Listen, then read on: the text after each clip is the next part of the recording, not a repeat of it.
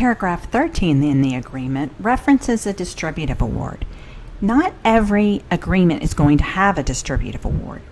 This would only be the case when two spouses have agreed that in order to balance the property distribution, or maybe to pay somebody one half of the equity in the house, or maybe to find a way to reach an agreement in some way, shape, or form, one person has agreed to give a cash distributive award to the other person. The idea behind this is that this is a way to balance the assets to 50-50. You don't have to agree to a 50-50 distribution. A lot of people do agree to 50-50, but you're not required to do so.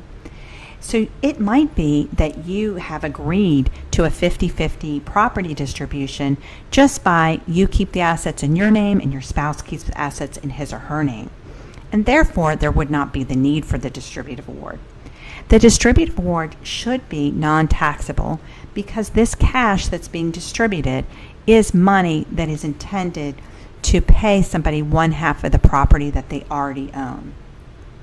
So, once again, the distributive award is not a requirement, but it is something that we often do in order to try to balance the property to 50-50.